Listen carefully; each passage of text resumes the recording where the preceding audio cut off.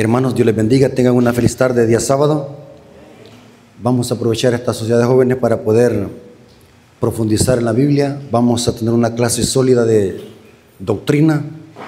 Vamos a explicar un texto bíblico de que los católicos y los protestantes lo tuercen y lo manipulan para sostener de que el sábado no se debe de guardar. Así que, hermanos, vamos a orar viniendo de rodillas. Bendito Señor que estás en el cielo, santificado sea tu nombre.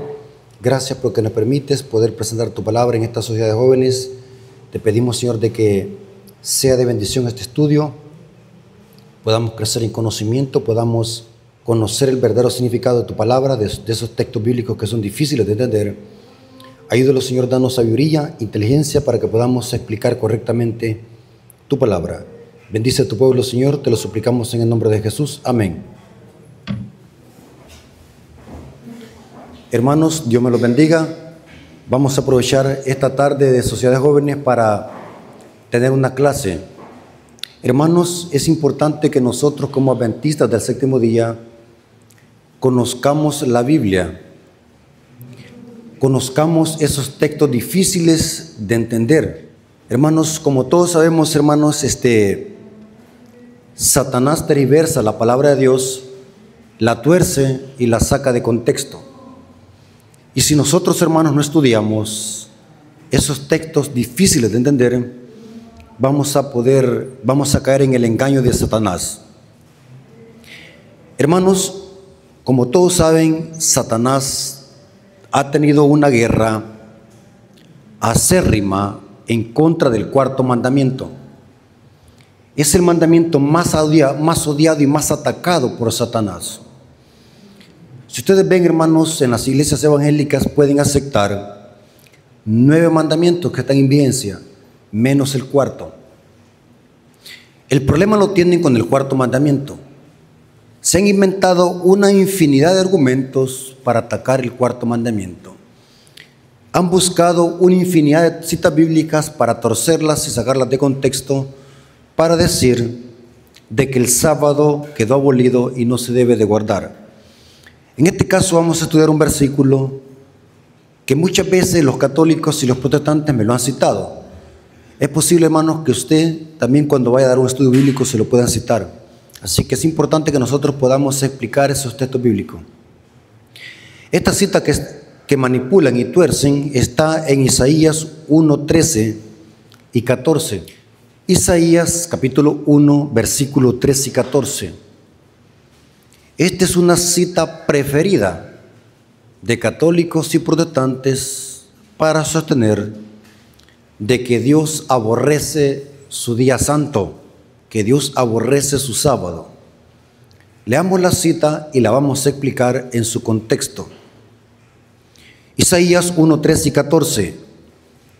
No me traigáis más vana ofrenda. El incienso me es abominación. Luna nueva y día de reposo. El convocar asambleas no lo puedo sufrir. Son iniquidad vuestras fiestas solemnes, vuestras lunas nuevas y vuestras fiestas solemnes las tiene aborrecidas mi alma. Dice el texto, me son gravosos. Cansado estoy de soportarla. Si ustedes ven este texto, si lo leemos fuera de contexto, pareciera que Dios aborrece las cosas que Él dijo en el santuario. Por ejemplo, el incienso dice, me es abominación. La luna nueva, que tiene que ver con los roscodes, con los cabos de mes. Día de reposo, el convocar asamblea, todo esto Dios lo dijo en el Antiguo Testamento, que se celebraran la fiesta. Pero aquí dice, son abominación, no las puedo sufrir, las aborrece mi alma. Ahora, este texto ya me lo han sacado católicos y protestantes para sostener de que el guardar el sábado es abominación. Porque el texto lo dice aparentemente. Pero es interesante que noten cómo Satanás es astuto para tergiversar el texto bíblico. El catolicismo romano usa este texto para sostener de que el sábado es abominable para Dios. Pero resulta que eso también lo deben de aplicar al incienso, porque dice el texto: no me traigáis más vana ofrenda, el incienso me es abominación. O sea, si el incienso es abominación, igual que el sábado, como ellos lo sostienen o como ellos interpretan este texto bíblico, entonces también el incienso, ¿por qué razón? ¿Qué es lo que hace la Iglesia Católica en misa? ¿Qué es lo que hace la Iglesia Católica en misa? Derrama incienso. ¿Han visto ustedes eso? Pero ¿por qué no dicen que es el incienso que hacen esa abominación? Aquí dice el texto que es abominación. Lo que pasa es que la Iglesia Católica o los católicos, para defender falsas doctrinas, usan textos que les conviene y los sacan de contexto. Porque ellos usan este texto para aplicarlo al sábado, pero ¿por qué no lo aplican al incienso?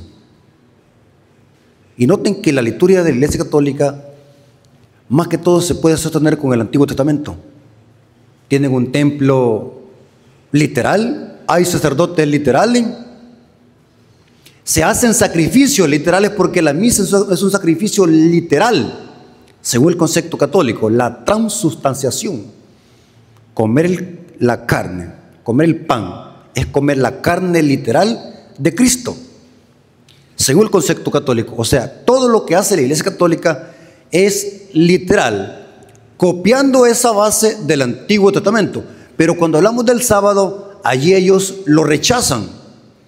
Pero ellos usan las mismas citas para justificar su falsa doctrina, pero solamente las usan como les conviene. El mismo texto está diciendo que Dios aborrece el incienso, las lunas nuevas, el sábado y las asambleas. Ahora, ¿cuál es el significado de este texto?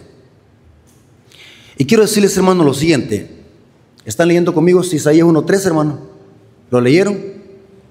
El texto aparentemente dice que Dios abomina el incienso, la luna nueva, los días de reposo, las reuniones. Dice que no las puede sufrir. Son iniquidad vuestras fiestas solemnes. Ahora, yo siempre les he dicho, hermanos, lastimosamente no queremos aprender, y cuando viene alguien torciendo la Biblia no sabemos explicarle. Yo siempre les he dicho, hermanos, que la base para entender un texto bíblico, ¿cuál es?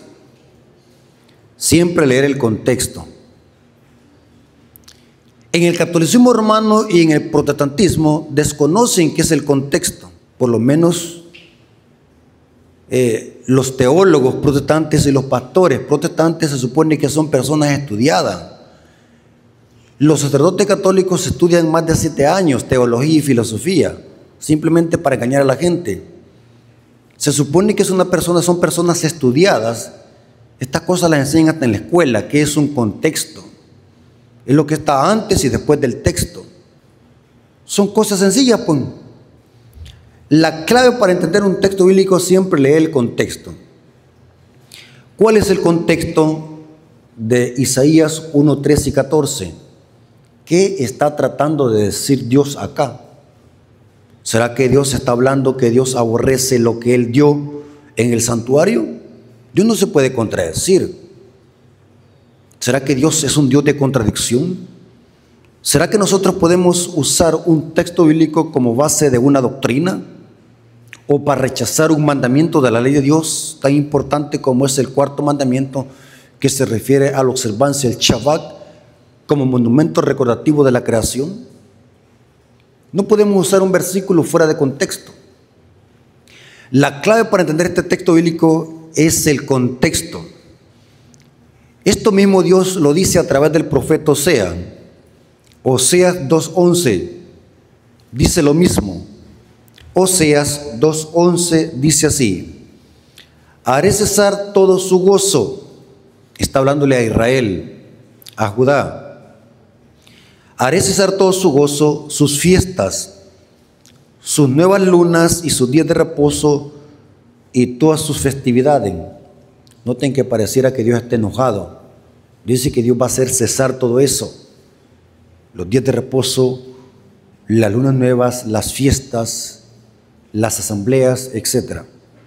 Ahora, ¿cuál es el contexto de esta cita? Les explico.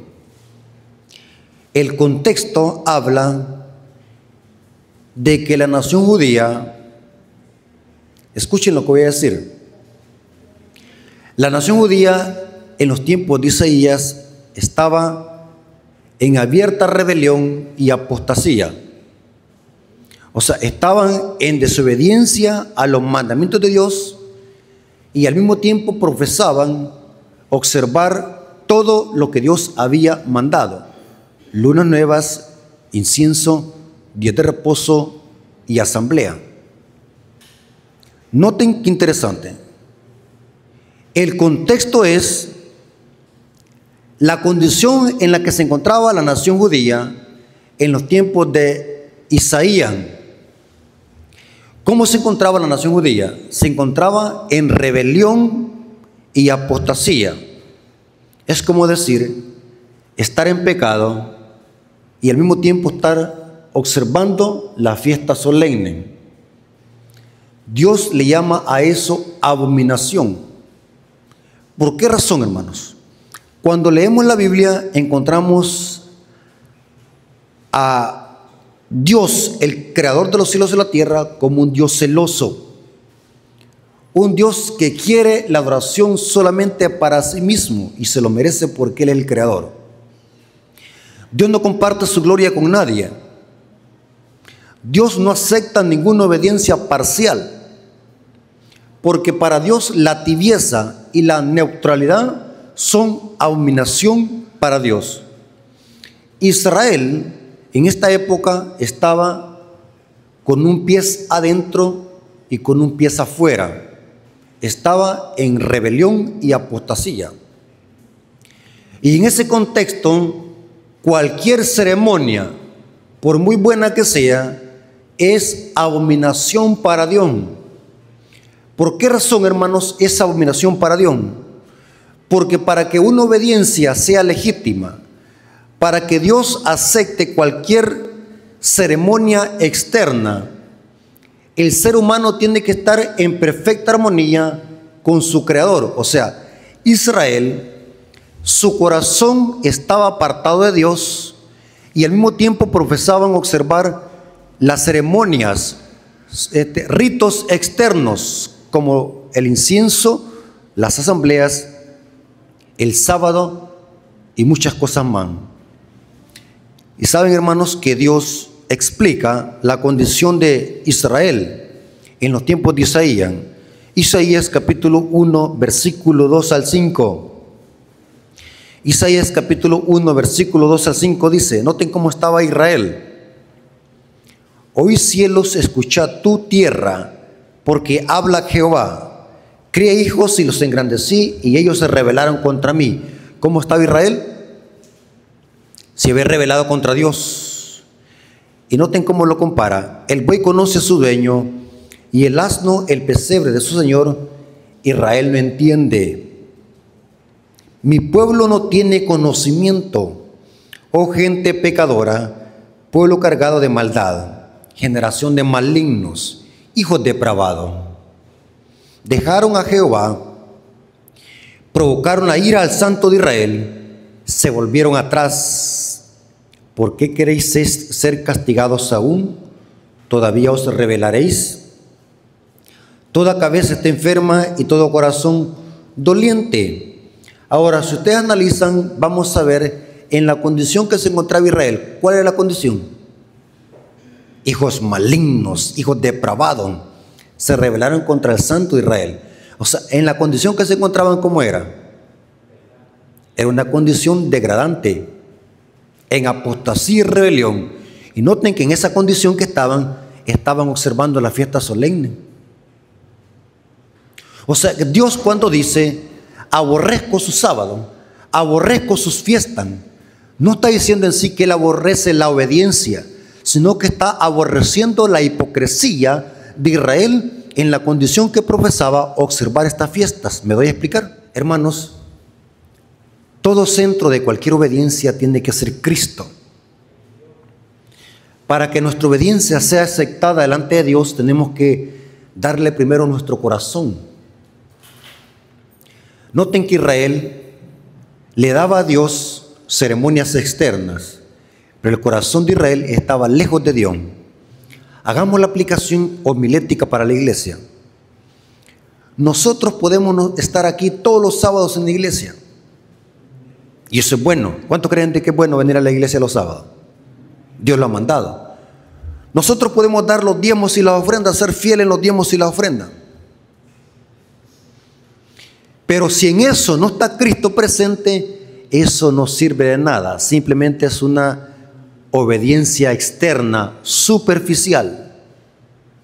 Porque el centro de toda obediencia tiene que ser Cristo. Aquí Israel se había apartado por completo de Dios y profesaba observar ceremonias externas. Dios aborrece la hipocresía. Podemos nosotros serle fiel a Dios en todo lo que Dios ha pedido, pero es posible que Dios no esté presente en eso. Nosotros podemos serle fiel a Dios en los diezmos y la ofrenda, pero mi motivación puede ser distinta. Puede ser que yo dé los diezmos y ofrenda por obligación, porque estoy acostumbrado, para que no me critiquen, por tenerle miedo a una maldición, o para que me vean de que yo diezmo. Pueden haber diferentes motivos, pero eso no significa que estoy agradando a Dios. No lo vayamos a equivocar. Puedo agradar a los hombres, pero otra cosa es agradar a Dios. Para que la obediencia que yo dé a Dios sea aceptada por Él, tiene que ser producida por un corazón que ha sido transformado por el poder del Espíritu Santo. Cualquier ceremonia externa, por muy buena que sea, si no está Cristo presente en esa ceremonia externa, es una abominación para Dios.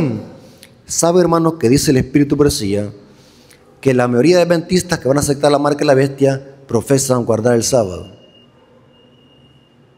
¿Cómo explica usted eso? ¿Que guardando el sábado voy a aceptar la marca de la bestia?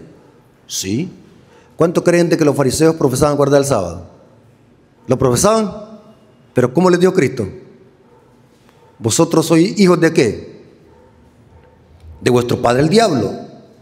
Y noten, hermanos, cómo la nación de Israel en los tiempos de Isaías había caído tan bajo en la rebelión que Dios compara a los sacerdotes líderes de Israel, los compara como príncipes de Sodoma. ¿Saben quién era Sodoma?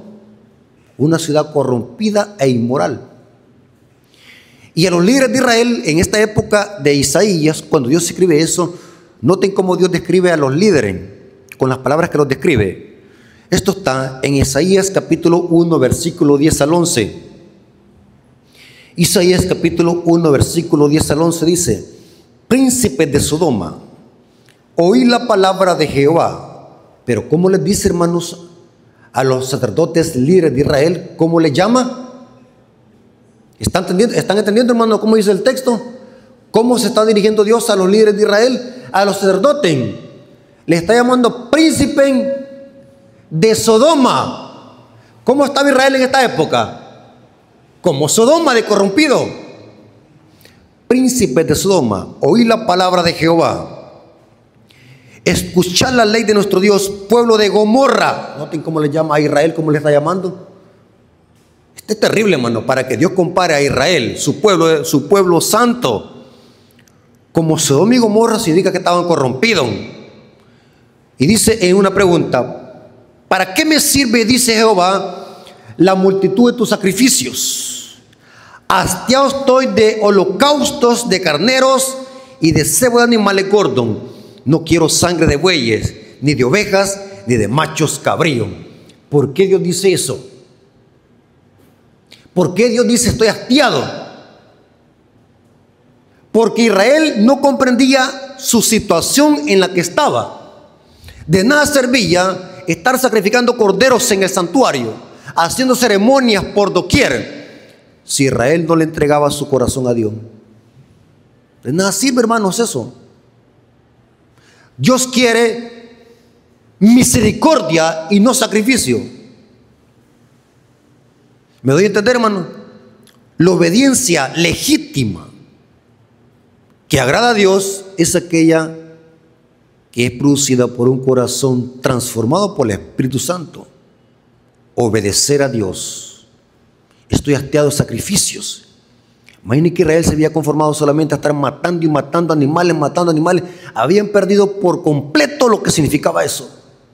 Una terrible apostasía y rebelión. Ahora, noten cómo el mismo profeta Isaías describe la situación de Israel en los tiempos de Isaías. Esto está en Isaías 29:13. Isaías 29:13 dice pues el Señor, porque este pueblo se acerca a mí con su boca y con sus labios me honra. Pero ¿qué es lo que dice? Pero su corazón está lejos de mí y su temor de mí no es más que un mandamiento de hombre que les ha sido enseñado. ¿Dónde está el problema de Israel? En su corazón. O sea que habían sacado de sus corazones a Dios, al Creador, y se habían espaciado solamente en ritos y ceremonia. Dios estaba hastiado. Cualquier ceremonia, por muy buena que sea, pero si no está Cristo presente en esa ceremonia, es una abominación para Dios. ¿Cuántos conocen el texto que dice en Proverbios 28:9? El que aparta su oído para no oír la ley, hasta su oración que es abominable. Nosotros aplicamos ese texto a los protestantes, pero ese texto también se aplica a nosotros. Si nosotros estamos en desobediencia a Dios y profesamos observar los mandamientos de Dios, una cosa es profesar y otra cosa es guardar, esa obediencia es una abominación para Dios. Hermanos, y cuando me refiero a estar en pecado, y noten que voy a hacer este paréntesis porque algunas veces Satanás nos confunde. Cuando usted escucha decir el hermano está en pecado, ¿qué se le viene? ¿Qué se le viene a la mente? Relaciones sexuales. ¿Verdad que estamos maleados ya de la mente? Estamos sucios de la mente. Cuando escuchamos de que un hermano dice, el hermano está en pecado, ¿qué se le viene a la mente primero? Hablen, hermano. Que esté en fornicación. ¿Pero será que solamente eso es pecado? ¿Saben de que los pecados ocultos no son los pecados sexuales? ¿Saben cuáles son los pecados ocultos? ¿Quiere que le diga cuáles son los pecados ocultos? La envidia, el egoísmo, el odio, el rencor. ¿De qué me sirve estar aquí en la iglesia todos los sábados y tengo pleitos con mi hermano? ¿De qué me sirve? Y en ese contexto dice Dios, eso es abominación para mí. Porque cualquier obediencia, por muy buena que sea, y estoy repitiendo muchas veces esto, cualquier obediencia, por muy buena que sea, pero si no está Cristo presente allí y no hay una obediencia legítima, nacida de un corazón transformado por el Espíritu Santo, todo lo que hagamos es abominación para Dios. Interesante. ¿Y saben algo interesante, hermano? Dios llama a Israel al arrepentimiento. Porque Israel estaba en apostasía, estaba en pecado, en rebelión. Y Dios llama a Israel al arrepentimiento. Esto está en Isaías capítulo 16, versículo 19. Isaías capítulo 1, versículo 16 al 19. Noten cómo Dios le dice a Israel: lavaos y limpiaos, quitad la iniquidad de vuestras obras delante de mis ojos. Dejad de hacer lo malo. Aprender a hacer el bien, buscad juicio, rectitud y restituid al agraviado. Haced justicia al huérfano. Dice, amparad a la viuda. O sea, ¿qué es lo que estaba haciendo Israel entonces? ¿Para que él lo diga esto? ¿Se habían descuidado de quién? de la misericordia y el amor al prójimo. Interesante, hermano. Esto estaba terrible. Y dice, amparar a la viuda. Venid luego, dice Jehová, y estemos a cuenta. Si vuestros pecados fueren como la grana, como la nieve serán emblanquecidos. Y si fueren rojos como el carmesí, vendrán a ser como blanca lana. Si quisieres y oyeres, comerés del bien de la tierra, pero si no quisieres, seréis consumidos a espada, porque la boca de Jehová lo ha hablado. Hermanos, ahora vemos el contexto de Isaías 1:13. No es que esté diciendo Dios que aborrece su día santo, ni que aborrece la fiesta solemne, sino que estaba aborreciendo el qué, la hipocresía y la rebelión de Israel. Y esto aplica para nosotros. Si en nuestro corazón hay odio, si en nuestro corazón hay enemistad, pleitos y contiendas, también aplica esto para nosotros. Todo lo que hagamos es abominación para Dios. ¿Saben, hermanos? Que en el capítulo 58 de Isaías, yo le dije a Israel, ¿sabes cuál es el verdadero ayuno que yo he escogido? Que desates el odio, las raíces de amargura, que compartas el pan con el hambriento. Este es el verdadero ayuno que yo he escogido. Porque Israel, noten, hermanos, cómo Israel estaba en la condición, qué condición más degradante. Israel estaba ayunando, pero ¿para qué ayunaba? Lean Isaías 58. ¿Para qué ayunaba? Para debates y contiendan. ¿Conocen ustedes algún hermano que ayuna, pasa aguantando todo el día hambre y el siguiente día se pone a estar peleando con su prójimo y estar criticando y mordiendo a su prójimo? Igual que Israel. ¿Cómo se le llama a un hermano que ayuna, aparentemente ayuna todo el sábado? Inclusive, hermano, los sábados no son para ayunar. ¿Saben ustedes eso, que el sábado no es para ayunar? ¿Cuántos saben ustedes eso? ¿El sábado es para qué? Día de banquete y alegría, dice la Biblia. Podemos ayunar cualquier día, pero no el sábado. No estoy diciendo que sea pecado ayunar los sábados, usted puede hacerlo, pero lo recomendable es no hacerlo. El sábado es un día de banquete y alegría, pero ese es otro tema. Pero noten que Israel estaba ayunando, pero ¿para qué hacía?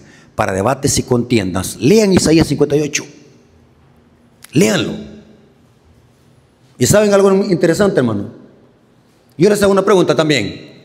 ¿Cómo se le llama a un hermano, o qué es lo que hizo un hermano que todo el día aparentemente estuvo ayunando y el siguiente día anda en malos pasos, contrario con lo que había pedido en el ayuno? Yo le llamo, ¿aguantó qué? Hambre. ¿Ya saben de que le puede dar una úlcera a uno estar ayunando de esa manera? ¿El ayuno para qué? No es para que a Dios lo cambie de su forma de pensar, para que Dios conteste nuestras oraciones. No se van a equivocar, hermano. Nos han enseñado mal por no estudiar. El ayuno es para cambiarme a mí. ¿Escucharon? Ay, voy a ayunar, voy a hacer 4 ayunos para que Dios me quite un divieso. No se equivoquen, hermanos, el ayuno no es para eso. Lean la Biblia. El ayuno es para aceptar la voluntad de Dios, no para cambiarlo. Yo no soy nadie para manipular a Dios. Usted puede hacer 40,000 ayunos. A Dios nadie lo puede cambiar. Yo acepto la voluntad de Él. El ayuno es para que me cambie a mí, mi forma de ser, mi carácter.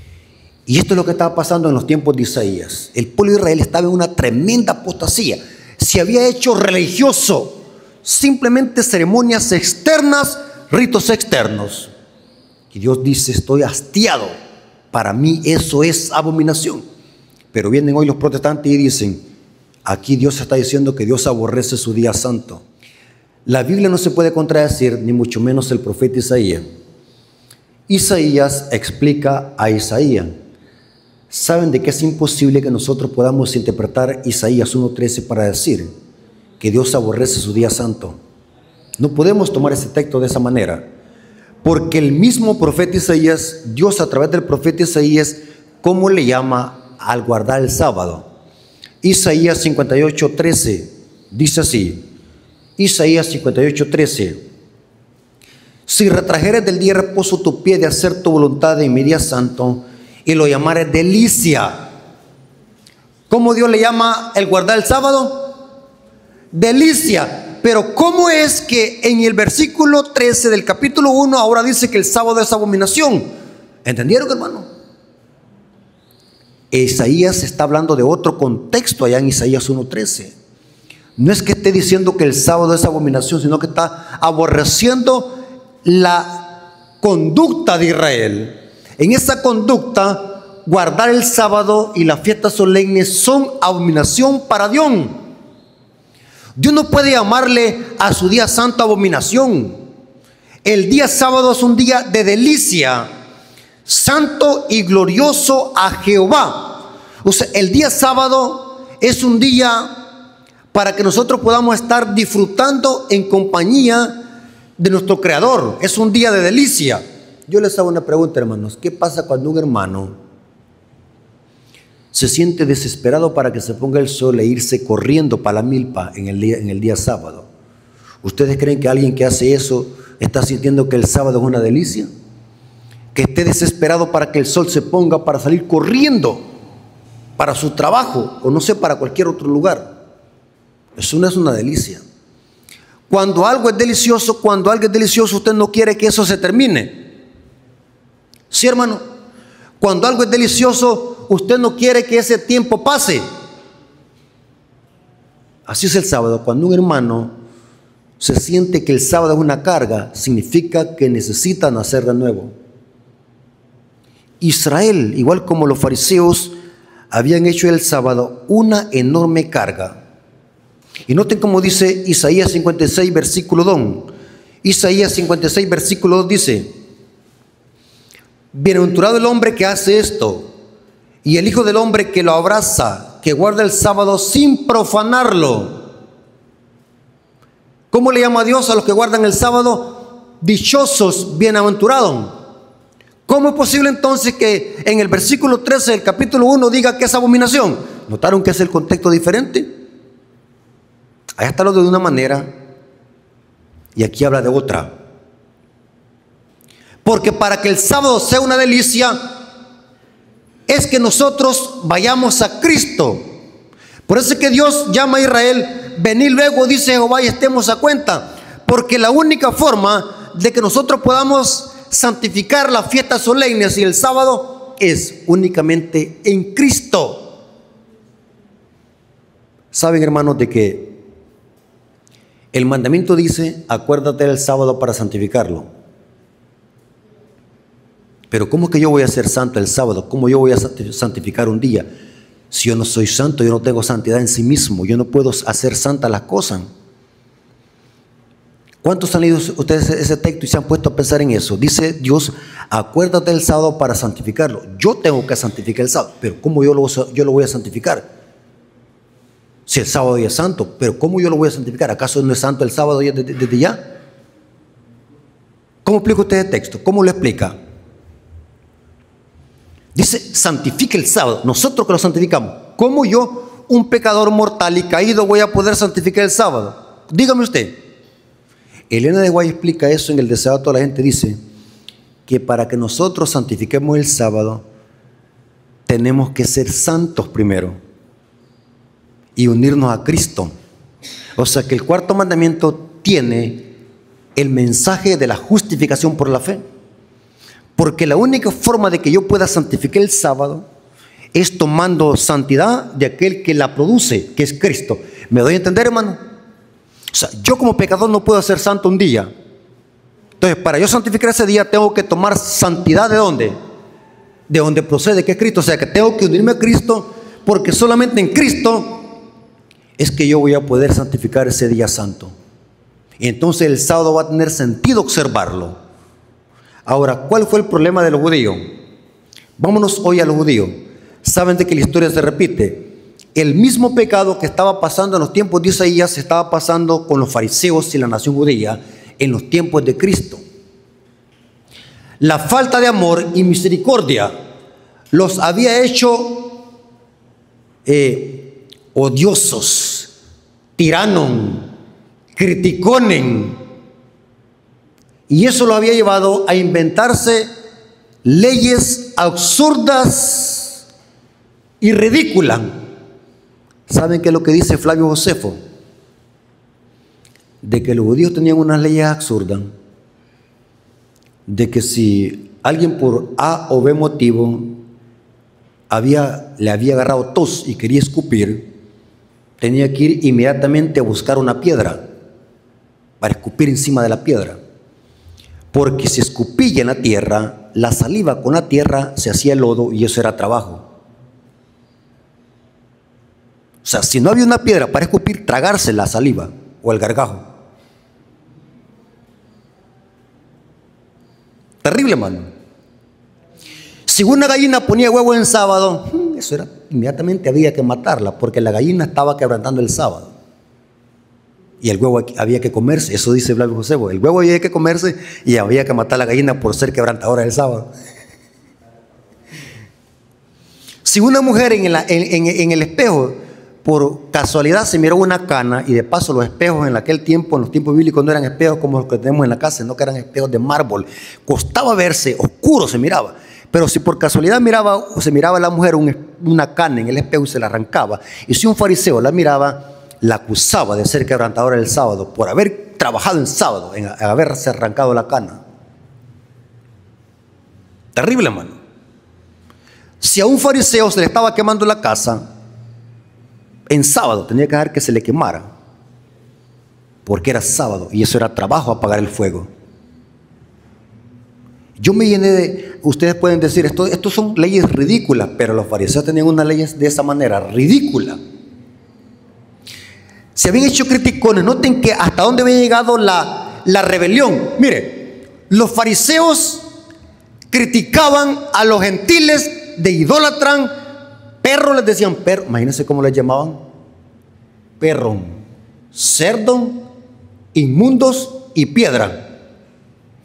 Así le llamaban a los gentiles, idólatras, paganos, adoradores de ídolos. Pero saben de que los judíos estaban peores que los gentiles. Ellos no adoraban imágenes, pero ¿sabe quiénes eran los ídolos de ellos? Ellos mismos se habían hecho idólatras. Imaginen qué terrible la apostasía. Los fariseos andaban observando a Cristo si quebrantaba el sábado, según sus leyes, para poder acusarle. Noten que para los fariseos tratar de buscar a alguien para acusarle en sábado y matarle no era pecado, pero hacer milagros en sábado era pecado para los fariseos. Noten que hasta dónde estaban, mire, hermano, fue bien dicho lo que Jesús les dijo. Hipócritas, un capítulo entero les dio. Hijos del diablo, generación de víbora. Y se los merecía eso, porque mire, habían llegado hasta el extremo con esas leyes absurdas. Para ellos no era pecado hacer milagros en sábado, pero andar buscando a alguien para matarlo en sábado no era pecado. Imagínense. Dice que lo asediaban. Andaban buscando en qué lo hallaban para después acusarle. Para ellos eso no era pecado, se habían hecho idólatras. Lo mismo que en los tiempos de Isaías. Y saben de que Jesús citó una parte de Isaías. ¿Se acuerdan de que lo que dijo Isaías 29:13? El corazón de ellos está lejos de mí, obedeciendo mandamientos de hombre. Cristo hizo referencia a ese pasaje de Isaías y se lo aplicó a los fariseos. Marcos 7, 6 al 8. Porque era la misma condición que en los tiempos de Isaías. Marcos capítulo 7, versículos 6 al 8 dice: respondiendo él y les dijo: hipócritas, bien profetizó de vosotros Isaías. ¿A dónde está haciendo alusión Cristo? Recuerden, a Isaías, ¿cuánto? 29:13. Su Biblia se lo tiene que concordar. Bien profetizó de vosotros Isaías, como está escrito: este pueblo de la mí me honra, mas su corazón está lejos de mí. ¿Era lo mismo que en los tiempos de Isaías, hermanos? ¿Era la misma condición? Sí. Enseñando como doctrina sin mandamientos de hombre, porque dejando el mandamiento de Dios os aferráis a las tradiciones de los hombres. Los lavamientos de los jarros y de los vasos de beber y hacéis otras muchas cosas semejantes. Ahora, noten esta cita de Elena de White, que está en el libro Deseado a toda la gente, página 250, párrafo 2. Deseado a toda la gente, página 250, párrafo 2. Yo creo que el capítulo es donde habla del sábado. Léanlo, el capítulo habla del sábado. Elena de White explica lo que los judíos y los fariseos habían hecho con el sábado. El sábado tenía que haber sido una delicia, pero los fariseos lo habían convertido en una carga. Dice esta cita, noten cuál fue el problema, y esta cita quiero que la leamos, hermanos, me importa que leamos esta cita. Al apartarse los judíos de Dios y dejar de apropiarse de la justicia de Cristo por la fe, el sábado perdió su significado para ellos.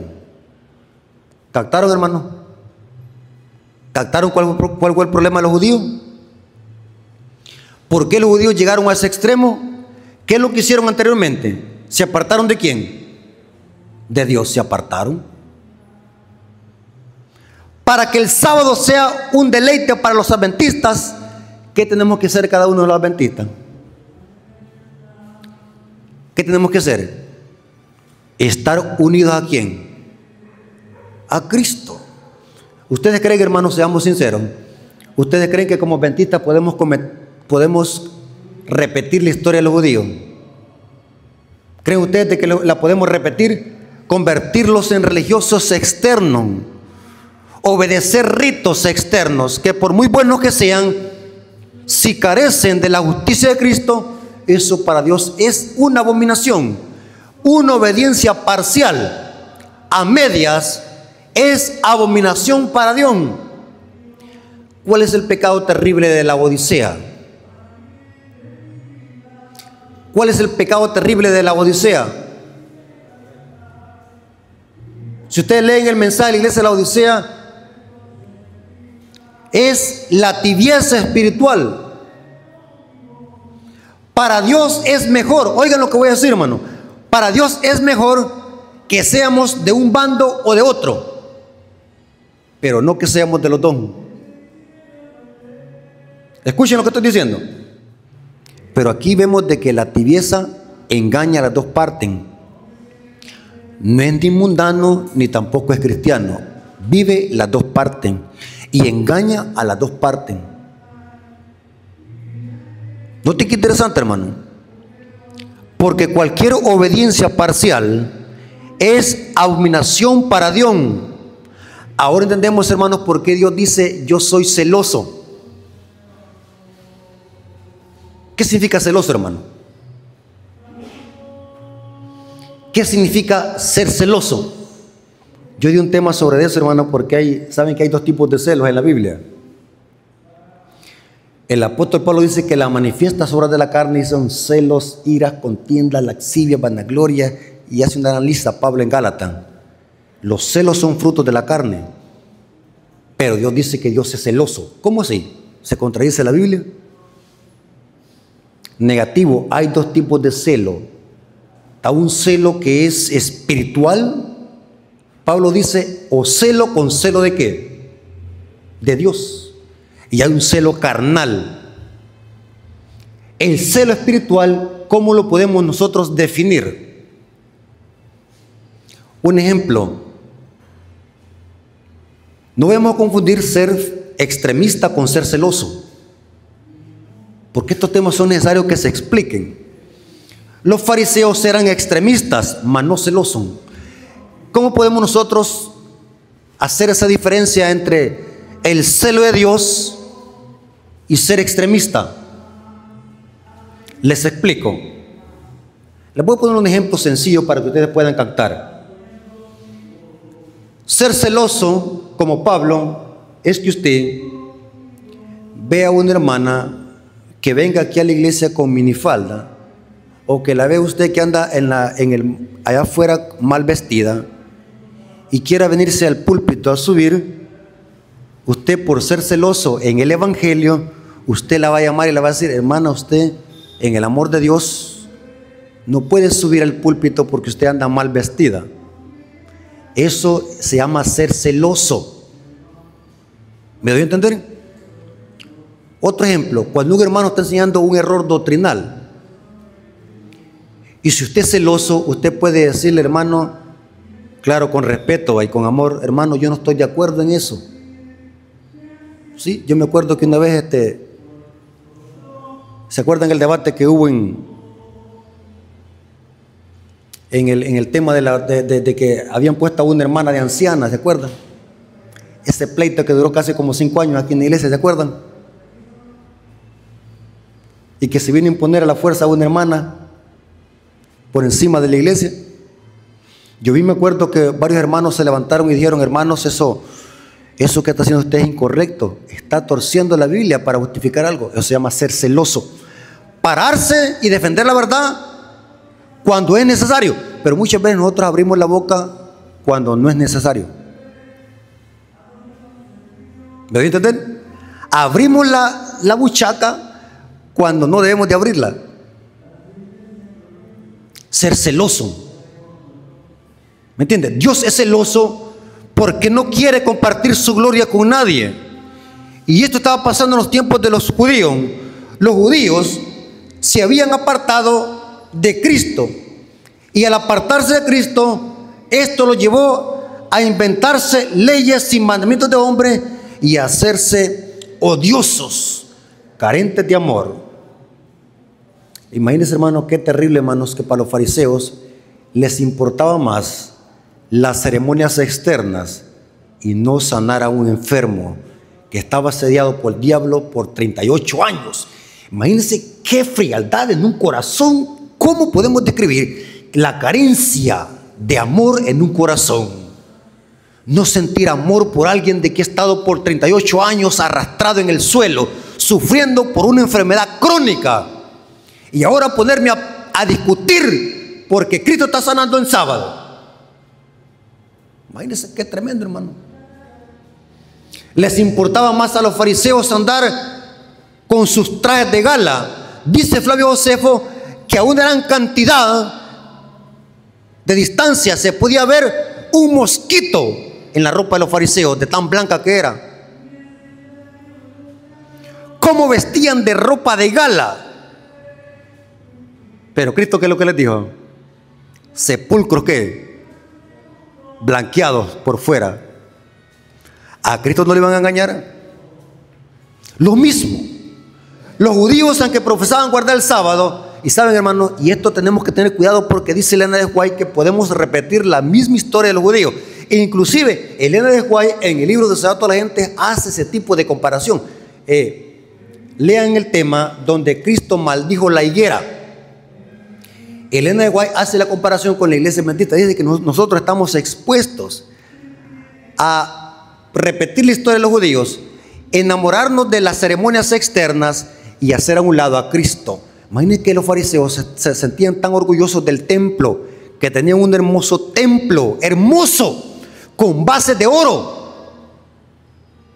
Pero eso de nada servía, porque habían sacado ¿a quién?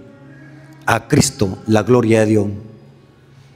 Y Elena de White en ese contexto, saben que lo aplica a la iglesia de la Odisea. Cristo en el mensaje de la iglesia de la Odisea, ¿dónde está parado? ¿Fuera o dentro?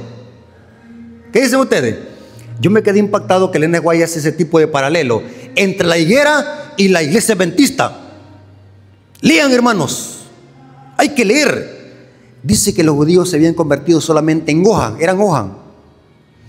Las hojas dice que representaban las ceremonias externas, que cuando un gentil o un beduino pasaba por Israel o por Jerusalén se quedaba impactado ver las ceremonias y los ritos que los judíos celebraban en el santuario. Eran impactantes, pero solamente eran formas sin Cristo. Y noten cómo dice Elena de White, hablando de el por qué los fariseos convirtieron el sábado en una carga. Dice: al apartarse los judíos de Dios y dejar de apropiarse de la justicia de Cristo por la fe, el sábado perdió su significado para ellos. Satanás estaba tratando de exaltarse a sí mismo y de apartar a los hombres de Cristo. Noten, hermanos, lo que está diciendo ella. Y apartar a los hombres de Cristo. Y obró para pervertir el sábado, porque es señal del poder de Cristo. los dirigentes judíos cumplían la voluntad de Satanás, rodeando de requisitos pesados el día de reposo de Dios. En los días de Cristo, el sábado había quedado tan pervertido que su observancia reflejaba el carácter de los hombres egoístas y arbitrarios, más bien que del carácter del amante Padre Celestial. Los rabinos presentaban virtualmente a Dios como un autor de leyes cuyo cumplimiento era imposible para los hombres. Inducían a la gente a considerar a Dios como un tirano. Imaginen, hermano, los judíos. Y a pensar que la observancia del sábado que Él les exigía hacía a los hombres duros y crueles. Era obra de Cristo disipar estos conceptos falsos. Aunque los rabinos le perseguían con una hostilidad implacable, ni siquiera aparentaba conformarse a sus requerimientos, sino que seguía adelante observando el sábado según la ley de Dios. Para terminar, hermanos, una cita que me llamó la atención, de que resume todo lo que estamos estudiando. Es, hermanos, lo siguiente, y quiero que quede claro esto. Por muy buenas que sean las cosas que nosotros hagamos en la iglesia, pero sin eso no está Cristo presente, eso de nada sirve. Noten cómo dice el libro Camino a Cristo, página 60, párrafo 1, dice, esta cita, hermano, es tremenda. Hermanos, si ustedes quieren saber más de la justificación por la fe, lean el libro Camino a Cristo. El libro Camino a Cristo de Ellen G. White es un compendio de la justificación por la fe. Y noten cómo dice esta cita, está clara. Todo, ¿qué es todo, hermano? ¿Qué es todo? Todo es todo. Todo lo que el hombre pueda hacer sin Cristo está contaminado de egoísmo y pecado. Esto sí me da escalofrío a mí, hermano. O sea que yo puedo estar aquí todos los sábados en la iglesia y puedo estar perdido. ¿Cree usted que puedo estar perdido? Sí, porque sin eso no está Cristo. Está contaminado de egoísmo y pecado. Solo la gracia de Cristo por medio de la fe puede hacernos ¿qué? Santo. Esto estaba pasando en los tiempos de Isaías y en los tiempos de Cristo. Ceremonias por aquí, ceremonias por allá, pero solamente era formalismo, carencia de amor y de misericordia. Saben, hermano, que todas las parábolas que Cristo contó, las contó en este contexto. Para llegar a los corazones de los fariseos. Y noten, hermanos, para que vean de que no le estoy exagerando. Para que no vayan a decir, este hermano Rafael Díaz es chismoso, está inventándose cosas. Mire, hermano, Marcos capítulo 3, quiero leer esta cita y se me acaba de venir a la mente, para que vean, noten. Marcos capítulo 3, versículo 1 al 4.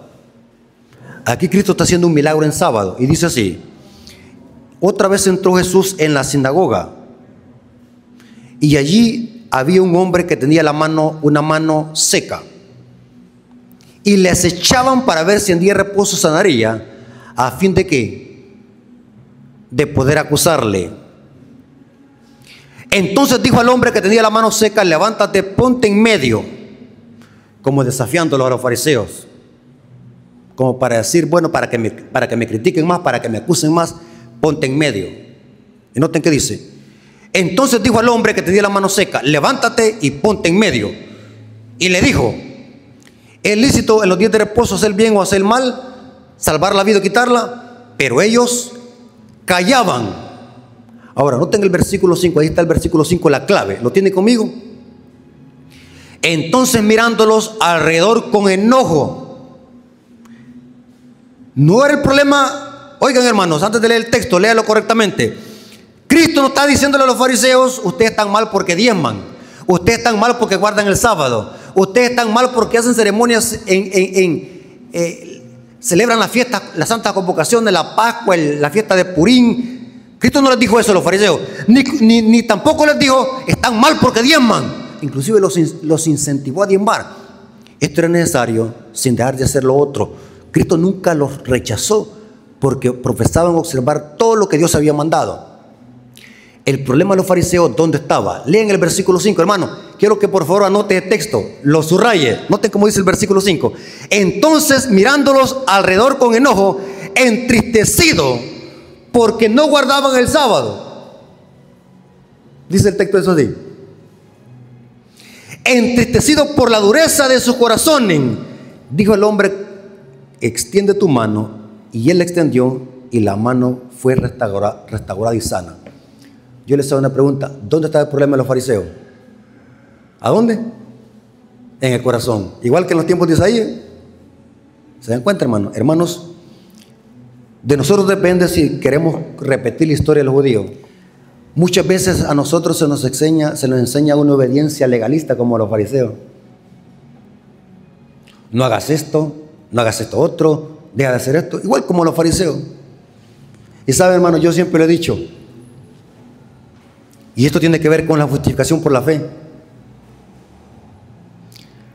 Cuando un hermano no diezma, ¿dónde está el problema? ¿Verdad que no tiene trabajo? ¿Eh? ¿Verdad que cuando un hermano no diezma es porque el hermano pobrecito no trabaja? Pero ¿por qué para comprar una Coca-Cola y para comprar $5 de recarga si tiene dinero? Yo vi una persona allí en el mercado que llega a comprar una core queso, y al otro lado de la tienda estaba donde vende recarga y le dijo: deme $5 de recarga. Pero ¿por qué no hizo al revés? No es que la gente no tenga dinero, lo que pasa es que la gente no quiere. ¿Saben dónde está el problema de una persona que no quiera diezmar? ¿Dónde está? En el corazón. Es un problema interno. Y nosotros algunas veces somos como los fariseos: hermano, diezme, hermano, diezme. El problema no es que no diezma, el problema es que tiene un problema espiritual. Ese es el problema. Cuando un hermano no quiere venir a la iglesia los sábados, ¿cuál es el problema? El problema no es el problema más profundo, es un problema espiritual interno. Muchas veces nosotros nos convertimos en legalistas. Hermano, yo quiero verlo todos los sábados aquí en la iglesia. No, que lo que nos interesa es verle la cara a los hermanos. No importa que el hermano tenga problemas en su hogar, no importa que el hermano tenga depresión, no importa que el hermano esté pensando en matarse el siguiente día porque tiene una gran depresión. Nosotros lo que nos importa es verle la cara aquí a los hermanos en sábado, no importa cómo están espiritualmente. Y ese fue el mensaje de Cristo: llegar a los corazones de las personas, saber lo que necesitaban. Y el problema de los fariseos ese era un problema interno en el corazón. Así que tengamos cuidado, hermano. Es posible que nosotros estemos repitiendo la historia de los judíos, estar aquí todos los sábados, estar ¿qué? Separados de ¿qué? De Dios. Y sabe, hermano, yo tengo muchas citas de Elena de White donde dicen de una cosa es que nuestro nombre esté escrito en los libros de la iglesia, y otra cosa es que nuestro nombre esté escrito en el libro de la vida. ¿Cómo así, hermano? ¿Usted entiende eso? Que yo puedo tener mi nombre escrito en los libros de la iglesia, pero mi nombre no está en el libro de la vida del Cordero. ¿Se puede pasar eso? Sí. Sí, hermano. Eso es terrible. Y por eso, hermano, este tema se ha ido más allá de algo externo, se ha ido más allá, algo interno, la justificación por la fe, lo que en sí necesitamos nosotros para ser cristianos genuinos y obedientes a la ley de Dios. No se trata solamente de obedecer de una forma externa y superficial. Se trata, hermanos, de entregar toda nuestra vida a Cristo. Así que, hermanos, espero que hayan entendido y que la honra y la gloria sea para nuestro Dios. Dios les bendiga.